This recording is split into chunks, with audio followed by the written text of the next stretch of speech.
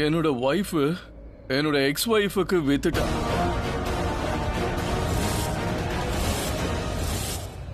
என்ன தனுவுக்கு பிடிக்கல. யாருக்கு என்ன விக்கிறாளோ அவளுக்கு என்ன பிடிக்கல. யாருக்கும் என்ன பிடிக்கலப்பா. ஒரு காலத்துல எல்லாரும் என்ன நேசிச்சாங்க. எல்லாரும் என்ன சொன்னாங்கன்னா ஐ வாண்ட் அபி. இப்ப யாருக்கும் நான் தேவையில்லை. இப்ப நானும் தேவையில்லை. என் சந்தோஷமா உங்களுக்கு தேவையில்லை. எல்லாரும் ஆசைப்படுறதெல்லாம் பழி வாங்கிறதுதான். அவ என்ன பழி வாங்க நினைக்கிறா. அதுவும் எப்பவும் என்ன பழி வாங்க நினைக்கிறா. அதாவது நான் ஒன்னும் இல்லாதப்ப தனி மரமா நிக்கிறேன். நான் அன்வான்ட் ஆயிட்டேன். அன்வான்டான என்ன வித்துட்டா. எனக்குன்னு யாருமே இல்ல. பிராச்சியும் இல்ல, ரியாவும் இல்ல. தனு என்ன என்னைக்கு என்ன நேசிக்கிறது. அப்பா அப்பா அப்பா பிரகியா இருக்காளே, அவளை என்ன நேசிக்கவே இல்லை. என் மேல அவளுக்கு ஆசையே இல்லை. மயக்கமாயிட்டாரு. டாக்டர் கிட்ட கூட்டிட்டு போலாம். சீக்கிரம் நம்ம கூட்டிட்டு போலாம்.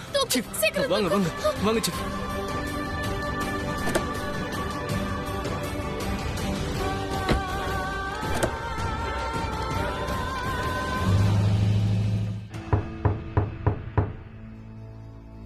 இதோ நான் வந்துட்டு இருக்கேன். யாரு கதவை தட்டுறது?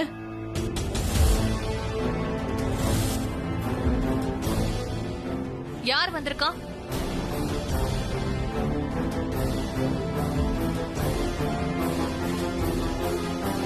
அவ என்ன வீட்டை விட்டு வெளியில அனுப்பிட்டா. பட் ஐம் ஷூர் இப்ப அவளோட அம்மானு ஒருத்திய சொல்றாள். அதான் அந்த சுஷ்மா அபிய வாங்கிக்க சொல்லி அவங்க சொல்லுவாங்க. சொந்த அம்மா இல்லைன்னாலும் அவ வாயால அம்மானு கூப்பிடுறாள். பிரக்யா வரல, நான் வந்திருக்கேன். தன்னு கிட்ட பேசுறதுக்காக.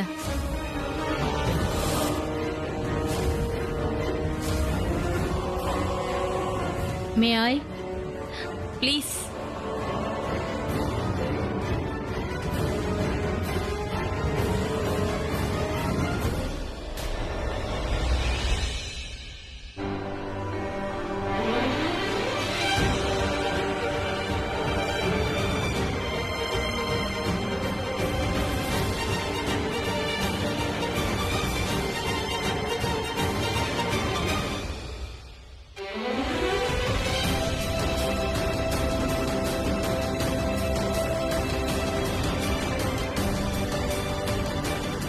டாக்டர், அவரு என்னோட அப்பா.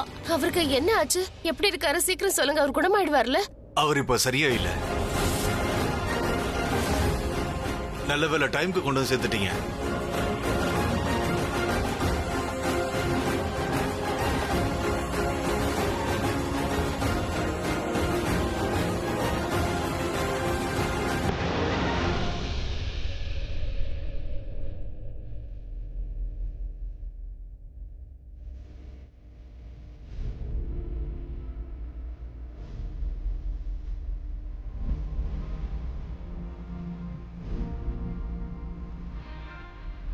டாட் இருக்காருல்ல, அவர் எப்பவுமே மற்றவங்களை விட ரொம்ப ஸ்பெஷல். நீ எப்போ யோசிச்சாலும் முதல்ல அவரை பத்தி தான் யோசிக்கணும். It's that fine? நீங்க என்கிட்ட என்ன பேச வந்திருக்கீங்க சொல்லுங்க. உனக்கே நல்லா தெரியும். பிரக்யா கிட்ட உன் புருஷனை விக்கிற விஷயத்த பத்தி பேச வந்தனா கண்டிப்பா உன்கிட்ட யாராவது பேச வருவாங்கன்னு உனக்கு தெரியும். ஏன்னா பிரக்யாவுக்கு அவளோட எக்ஸ் ஹஸ்பண்ட் இப்ப கண்டிப்பா தேவை. அதனால தேவையில்லாத கேள்வி எல்லாம் கேட்டு என் டயத்தை வேஸ்ட் பண்ணாத. என்ன அப்படின்னா நீங்க சொல்ல வரதுக்கான அர்த்தம் பிரக்யா என்னோட ஆஃபரை ஏத்துக்கிட்டாளா? அதனாலதான் பேரம் பேசுறதுக்கு உங்களை அனுப்பி வச்சிருக்காளா? அதான் இல்ல. பிரக்யா ஒன்னும் உன்கிட்ட பேச சொல்லி என்னை இங்க அனுப்பி வைக்கல. நானே தான் இங்க வந்தேன். உன்னோட ஆஃபர் நல்ல ஆஃபர் தான். அப்புறம் சரியான நேரத்துல கொடுக்கற இந்த ஆஃபர் எப்பவுமே நமக்கு பயன்படுறதா தான் இருக்கும். எல்லாமே கரெக்ட் தான். ஆனா உன்னோட யோசனை தான் ரொம்ப தப்பு. நீ என்ன நினைச்ச? பிரக்யா கிட்ட நேரடியா வந்து புருஷனை விக்கிறத பத்தி பேசினா உடனே அவ ஏத்துப்பான்னு நினைச்சியா என்ன? அப்படி நினைச்சா ரொம்ப தப்பு. அப்படின்னா பிரக்யா என்னோட ஹஸ்பண்ட வாங்க தயாரா இல்ல. அப்படி இருந்தும் நீங்க எதுக்கு இங்க வந்திருக்கீங்க? ஆனா நான் பிரக்யா மாதிரி யோசிக்கல, கொஞ்சம் வித்தியாசமா யோசிச்சிருக்கேன். பிரக்யா இந்த கேஸ்ல வாதாடி ஜெயிக்கணும்னு நினைக்கிறா, ஆனா நான் அவ இந்த கேஸ்ல கஷ்டம் இல்லாம ஜெயிக்கணும்னு நினைக்கிறேன். அவளுக்கு ஷார்ட்கட்ல போகிறதுக்கு விருப்பம் இல்ல, ஆனா நான் அவளை தப்பான வழியில போக என்னைக்கு அனுமதிக்க மாட்டேன். உன்கிட்ட இருந்து உன் புருஷன் அவ கண்டிப்பா வாங்க மாட்டா. ஆனா உன்கிட்ட என்ன சொல்ல வரேன்னா, உன்னோட அபி அவ கண்டிப்பா அவ வாங்கியே தீர்வா. என்ன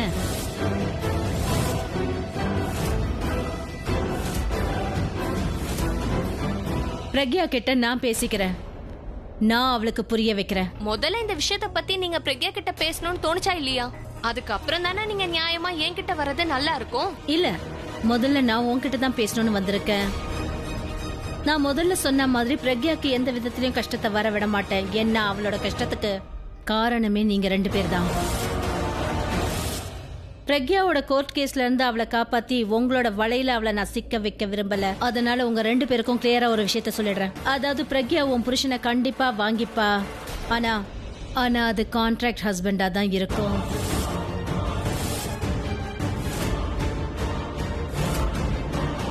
அபியும் பிரக்யாவும் ஒரு கான்ட்ராக்ட் கல்யாணம் பண்ணிப்பாங்க, அதுவும் வெறும் 6 மாசத்துக்கு மட்டும். ஒருவேளை இந்த 6 மாச கான்ட்ராக்ட் கல்யாணத்துக்கு மட்டும் நீ ஒத்துக்கிட்டேன்னு வெய்யே, அதுக்கப்புறமா உன்னோட டிமாண்டும் என்னோட கண்டிஷன்ஸும் ஒத்து போச்சுன்னு வெய்யே, அதுக்கப்புறம் உன்னோட ஆஃபருக்கு நாங்களும் தயாரா இருக்கோம்.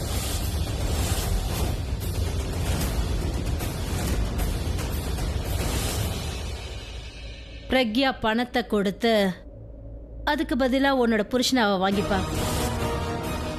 இதுக்கு சம்மதமா? நான் இதுக்கு முடியாதுன்னு சொல்லுவேன்னு உங்களுக்கு தோணுதா? உங்களுக்கு உங்களோட பொண்ணு தேவை, எனக்கு என்னோட பணம் தேவை. உங்களுக்கு உங்க பொண்ணை இந்த கேவலமான கேஸ்ல இருந்து வெளியில கொண்டு வரணும். அப்புறம் எனக்கு இந்த அழுக்கான இடத்துல இருந்து எப்படியாவது வெளியேறணும். இந்த கேவலமான இடத்துல இருந்து நான் வெளியில வர்றதுக்காக உங்களோட எல்லா கண்டிஷனுக்கும் நான் ஒத்துக்கிறேன். கேவலம் உன்னோட இந்த லைஃப்ல இல்ல, உன்னோட எண்ணத்துல தான் இருக்கு. அப்படிப்பட்டவ கூட தான் நீங்க பார்ட்னர்ஷிப் போட வந்திருக்கீங்க, மறந்துடாதீங்க. கேவலமான காரியத்தை பண்ணும்போது என்னோட கைய நான் எவ்வளவு சுத்தமா வச்சுக்கணும்னு எனக்கு நல்லா தெரியும். சரி விடு, இத பேசுறதுக்காக நான் இங்க வரல. உனக்கு என்னோட கண்டிஷன் ஓகேனா கான்ட்ராக்டுக்கான பேப்பரை உடனே ரெடி பண்ணு. அப்புறம் இந்த வேலைக்காக பிரக்யாவை நான் ரெடி பண்றேன். நீ உன் புருஷனை அவளுக்கு கொடுக்கணும், அப்புறம் அவ உனக்கான பணத்தை கொடுப்பா. ஆனா நான் அந்த மாதிரி நடக்க விட மாட்டேன். யார் விக்கிறது வாங்குறத பத்தி பேசிட்டு இருக்கீங்க இல்லையா நீங்க? அவர் என்னோட அண்ணங்கிறத மறந்துடாதீங்க. And my brother, he is not for a sale. உன்னோட அண்ணன் என்னோட புருஷன் ஆலியா. நான் நினைச்சா அவரை என்ன வேணாலும் பண்ணுவேன். ஏன்னா அவர் எனக்கு சொந்தம். ஏன்னா எனக்கு உரிமை இருக்கு. உரிமை இருக்குதான், ஆனா அவரை விக்கிறதுக்கான உரிமை உனக்கு யார் கொடுத்தது? நான் அவரதுல பாதி, எனக்கு முழு உரிமை இருக்கு. நான் என்ன நினைச்சாலும் பண்ணுவேன். ஆனா நீ அவரோட தங்கச்சி, அவர் கையில ரக்ஷபந்தனுக்கு கயிறு கட்டுறது தவிர வேற எந்த உரிமையும் இல்ல. ஆலையா, விக்கிறவங்க விக்கிறதுக்கும் அந்த பொருளை வாங்குறவங்க வாங்குறதுக்கும் தயாரா இருக்கும்போது நீ எதுக்கு தேவையில்லாம குறுக்க பேசுற? ஒருவேளை விக்கிறவங்களுக்கு பிடிக்கலன்னு வை, அவங்க வேணா தாராளமா இந்த வியாபாரத்தை நிறுத்திக்கலாம். அண்ட் ஐ ஹோப் அதுக்கும் நீ ஏதாவது திட்டம் கண்டிப்பா வச்சிருப்ப. ஏன்னா உனக்கே ரொம்ப நல்லா தெரியும் இல்லையா, அதாவது பிரக்யா உங்க 2 பேரையும் எந்த அளவுக்கு வெறுக்கிறான்னு. அப்புறம் இந்த ஃபேமிலி மெம்பர்ஸ்னால அவளுக்கு நிறையவே பிரச்சனைகள் இருக்கு. அதுக்கான சொல்யூஷன் நீ முன்னாடியே யோசிச்சு வச்சிருப்ப, ரைட்? தனுவோட யோசனை என்னங்கறத பத்தி நீங்க பேசிட்டீங்க. அவ புருஷனை வித்த கீழ்த்தரமானவன்னு நிரூபிச்சுட்டா. ஆனா ஒரு அம்மா வந்துகிட்டு நீங்க இப்படி எல்லாம் செய்யலாமா? உங்க பொண்ணை கன்வின்ஸ் பண்ணி இன்னொருத்தியோட புருஷனை அவளை கட்டிக்க சொல்லிட்டு இருக்கீங்க. நீங்க எல்லாம் ஒரு பெரிய மனுஷன் நினைச்சிட்டு இருக்கீங்களா? இது எல்லாத்துக்குமே ஒரு லிமிட் இருக்கு. ஆலியா ப்ளீஸ், நீ போதும், நிறுத்து. ஒரு தங்கச்சியோட உணர்வுகளை என்னால புரிஞ்சுக்க முடியும், ஆனா ஒரு அம்மாவோட ஃபீலிங்ஸ உன்னால புரிஞ்சுக்க முடியாது. ஒரு அம்மா தன்னோட பிள்ளைங்களுக்காக தண்ணியே விக்கிறதுக்கு தயாரா இருக்கும்போது ஏன் இன்னொரு பொருளை வாங்க கூடாது? சோ நெக்ஸ்ட் டைம் நம்ம பேசும்போது இந்த சென்டிமெண்டல் டிராமா எல்லாம் நடுவுல வரக்கூடாது.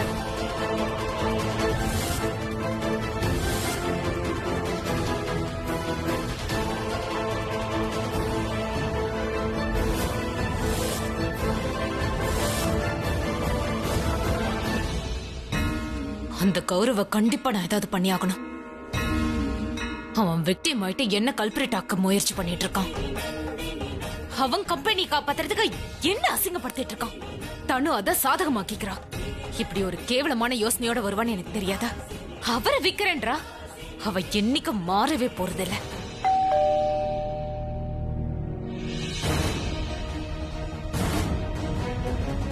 அவ்வளவுதான் இருக்கும். முடியாதுன்னு முகத்துக்கு முன்னாடி சொல்லி கூட கேட்க மாட்டேங்கிறா. எப்படியாவது என்ன அவ வலையில விழ வைக்கணும்னு ட்ரை பண்ணிட்டு இருக்கா. அடி உதவுற மாதிரி அண்ணன் தம்பி உதவ மாட்டாங்கன்னு சரியா தான் சொல்லிருக்காங்க. இவளை அடிச்சுதான் துரத்தணும். அப்பதான் அவ குடுக்கற இந்த ஆஃபரை எனக்கு பிடிக்கலன்றத புரிய வைக்க முடியும்.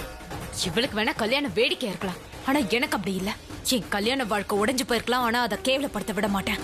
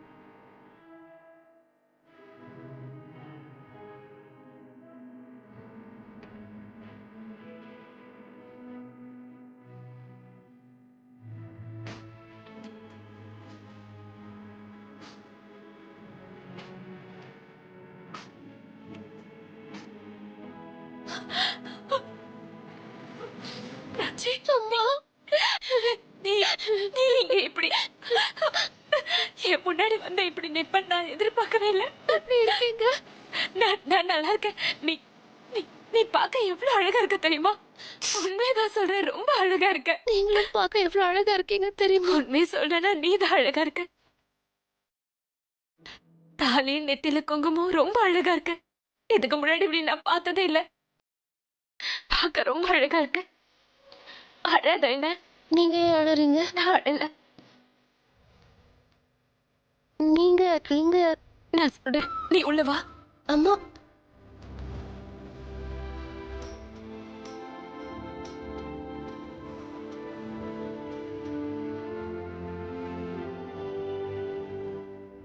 உட்காரு. ரொம்ப ஒல்லி ஆயிட்டா, ஏன் சாப்பிடுறது இல்லையா? நான் ஏதாவது செஞ்சு கொண்டு இருந்தீங்க. உங்களை நான் எவ்வளவு மிஸ் பண்ண தெரியுமா? I'm sorry. என்னால எல்லாத்தையும் சொல்லி உனக்கு புரிய வைக்க முடியாது. ஆனா நான் உன்னை தேட முயற்சி பண்ணேன். நான் ஒரு பிரைவேட் இன்வெஸ்டிகேட்டர் கூட ஹையர் பண்ணேன். ஆனா நீங்க போலீஸ் கூட இல்லன்னு அவர் சொன்னாரு. ஆமா, கல்யாணத்துக்கு அப்புறம் நானும் ரன்பீரும் கோலி ஹவுஸ்ல இல்ல, தனியா போயிட்டோம். கிரேட்டர் கைலாஷ்ல இருந்தோம். இல்ல ப்ராப்ளம் எல்லாம் ஒண்ணும் இல்லம்மா, சிச்சுவேஷன் அப்படி. இப்ப எல்லாம் சந்தோஷமா கோலி ஹவுஸ்ல ஒன்னாதான் இருக்கோம். நீ நல்லா இருக்கல்ல? என்ன எப்படி தேடி கண்டுபிடிச்ச? இங்க எப்படி வந்த? நாங்க கிரேட்டர் கைலாஷ்ல ஒரு வீட்ல குடியிருந்தோம்ல, அந்த வீட்டோட ஹவுஸ் ஓனர் எங்களுக்கு போன் பண்ணாங்க. அதாவது பிரைவேட் இன்வெஸ்டிகேட்டர் அங்க வந்ததாவும் உங்க பேரு சொன்னதாவும் அவங்க சொன்னாங்க. முதல்ல ஒண்ணுமே எனக்கு புரியல. அவங்க கிட்ட எங்களை பத்தி எதுவும் சொல்லாதீங்கன்னு அவர்கிட்ட சொன்னேன்.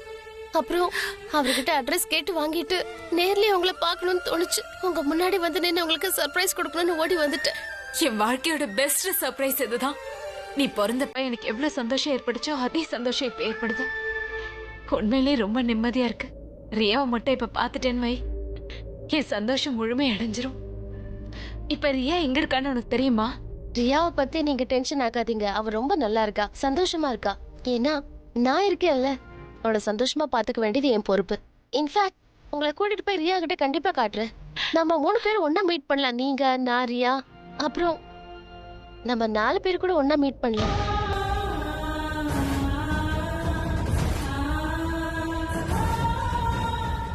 அம்மா, உங்களை சந்திக்கிறதுக்காக நான் இங்க வந்துட்டு இருக்கும்போது நான் வழியில அப்பாவை பார்த்தேன். அவரு வந்து என்னாச்சு? என்னாச்சு பிராச்சி? அவரு என்னாச்சுமா சொல்லு. அவருக்கு எதுவும் சரியில்லை. ஆனா நீங்க நினைச்சா எல்லாம் சரி பண்ண முடியும். நீங்க அவரை குணப்படுத்த முடியும்.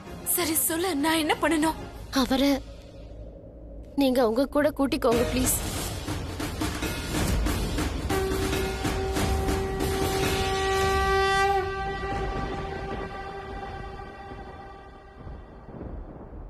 எங்க பாருங்க, எனக்கு தெரியும். நீங்க தயவு செஞ்சு எதுவும் சொல்லாதீங்க ப்ளீஸ். I know. ஏதாவது சொல்றதுக்கு முன்னாடி நான் சொல்றத முதல்ல கேளுங்க. என்ன நடந்துச்சுன்னு எனக்கு தெரியும். தனு ஆண்டி என்ன பண்ணாங்கன்னு எனக்கு தெரியும். அவங்க அப்பாவை விற்க தயாராயிட்டாங்கன்னு எனக்கு தெரியும். இத பத்தி நீங்க என்ன யோசிக்கிறீங்கன்னு எனக்கு தெரியாது. நான் எதுவும் சொல்ல மாட்டேன். ஆனா ஒண்ணு மட்டும் சொல்றேன். ப்ளீஸ் அப்பாவை உங்ககிட்ட கூட்டிக்கோங்கம்மா, ப்ளீஸ்.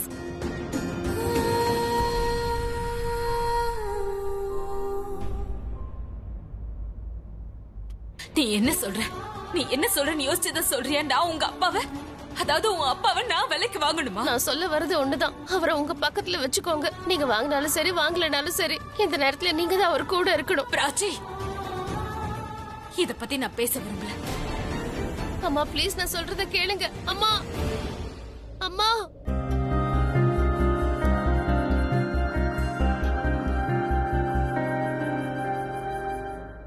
நான் அவங்க பொண்ணு. பிராச்சி,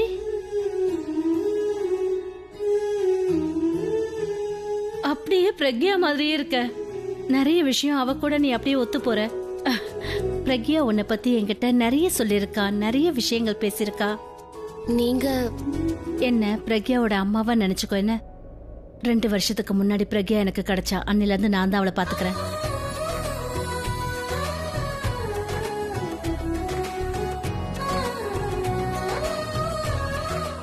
தேங்க்யூ. என் அம்மாவை பாத்துக்கிட்டதுக்கு தேங்க்யூ so much. உங்க நன்றியை நான் என்னைக்கும் மறக்க மாட்டேன். இல்ல இல்ல, நான் ஆக்சுவலி அம்மா கிட்ட கொஞ்சம் முக்கியமான விஷயம் எல்லாம் பேசணும். நான் போய் பேசலாமா? தாராளமா. நான் அப்புறம் உங்ககிட்ட பேசுறேன்.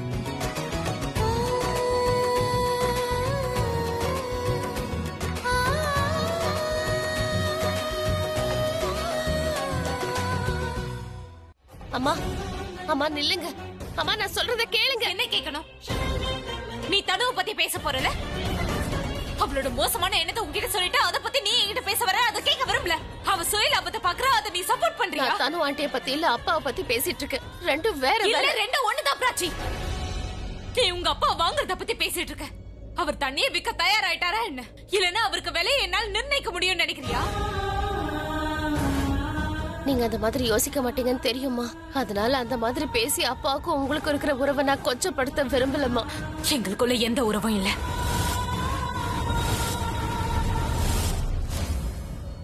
அதனால எங்க பேரை ஒண்ணு சேர்க்க வேண்டிய அவசியம் இல்ல. 2 வருஷத்துக்கு முன்னாடியே நாங்க 2 பேரும் பிரிஞ்சிட்டோம். புரியுதா? நிறைய தடவை பிரிஞ்சிருக்கோம். ஆனா இந்த தடவை பிரிஞ்சதுக்கு காரணம் இருக்கு. இப்ப நாங்க சேர வாய்ப்பில்லை. I know. அது மோசமான நேரம். அதை பத்தி மறுபடியும் பேசக்கூடாது. அதனால அதை பத்தி மறந்துடலாமா? ஆனா அம்மா அதுக்கு முன்னாடி எவ்வளவு நல்லா இருந்தது. நீங்க அப்பாவோட சந்தோஷமான வாழ்க்கைய வாழ்ந்தீங்க, 2 பேரும் சந்தோஷமா இருந்தீங்க, உயிருக்கு உயிரா காதலிச்சீங்க, ஒருத்தர் மேல ஒருத்தர் அவ்வளவு நம்பிக்கை வச்சிருந்தீங்க. உங்க உறவு அவ்வளவு ஸ்ட்ராங்கா இருந்துச்சு. உலகத்துல இருக்கிற எந்த சக்தியாலையும் எங்களை பிரிக்க முடியாதுன்னு நீங்க நினைச்சீங்கல்ல. என்ன தைரியம் இருந்தா என் பொண்டாட்டி கூட உன்னை நீ சம்மந்தப்படுத்தி பேசுவ? I will kill you. I will kill you. போனாய் உன் காற்றில் ஆடினேன் அழகே ஒளிவிடும் மெழுகே இமையிலும் நிறகே. அத பத்தி யோசிச்சு பாருங்க. அத பத்தி எல்லாம் யோசிச்சா இந்த 2 வருஷம் உங்க கண்ணுக்கே தெரியாதுமா. அதுக்கு முன்னாடி இதெல்லாம் ஒண்ணுமே இல்ல. அத பத்தியும் யோசிங்க, இப்பவும் யோசிங்க ப்ளீஸ். இப்ப இருக்கிற நிலைமையை யோசிங்க. அப்பாவுக்கு உண்மையிலேயே உடம்பு சரியில்லைம்மா. உங்களை பார்க்க வரும்போது வழியில நான் அப்பாவை பார்த்தேன். அவரு நல்லா குடிச்சிருந்தாரு. எங்க வண்டியில வந்து மோதி கீழே விழுந்தாரு. அவரு பேசிக்கிட்டே சுயநினைவை இழந்துட்டாரு. நானும் ரன்பீரும் அவரை பக்கத்துல இருக்கிற ஒரு கிளினிக் கூட்டிட்டு போனோம். கரெக்டா நாங்க போற நேரத்துக்கு அப்பாவை பாக்குற டாக்டர் அங்க இருந்தாரு. டாக்டர் செக் பண்ணிட்டு என்ன சொன்னாரு தெரியுமா? நிறைய தடவை அவர் அப்பாவை வார்ன் பண்ணிருக்காரு, குடிக்காதன்னு. அவர் பேச்சு கேட்காம குடிச்சிட்டே இருந்திருக்காரு. அவர் சொன்ன பேச்சு கேட்காம தொடர்ந்து குடிச்சதுனால அவரோட லிவர் இப்ப மொத்தமா டேமேஜ் ஆயிடுச்சு. இப்ப அவர் உயிர் ஆபத்துல இருக்குமா. அவரு தொடர்ந்து இப்படியே குடிச்சுக்கிட்டே இருந்தாருன்னா அவரு செத்து போயிடுவாருமா.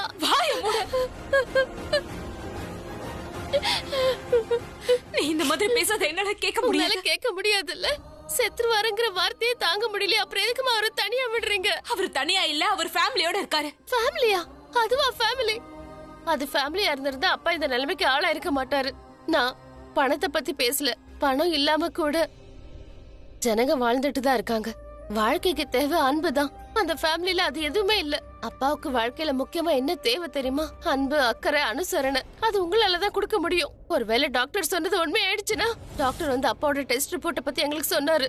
அதுல ரொம்ப தெளிவா எழுதிருக்கு, அவர் லிவர் டேமேஜ் ஆயிடுச்சு, அவர் உயிர் பொழைக்கிறதே கஷ்டம்னு. டாக்டர் அவர்கிட்ட இதை பத்தி சொல்லும்போது அவர் என்ன சொன்னாரு தெரியுமா? அப்பா சொல்லிருக்காரு, என்னோட ஃபுகிய என்னை விட்டு போயிட்டா என் இதயம் துடிக்கிறது நின்னு போச்சு. அப்படி இருக்கும்போது லிவர் பாடியை வச்சு என்ன பண்றதுன்னு கேட்டிருக்காரு. டாக்டர் அதுக்கு மருந்து எடுத்துக்கோங்கன்னு சொல்லிருக்காரு. அதுக்கு அப்பா சொல்லிருக்காரு, ஃபுகிய எனக்கு மருந்து கொடுக்காம நான் எப்படி மருந்து எடுத்துக்க முடியும்? ஃபுகி இல்லைன்னா எனக்கு வாழ்க்கை இல்லைன்னு சொல்லிருக்காரு.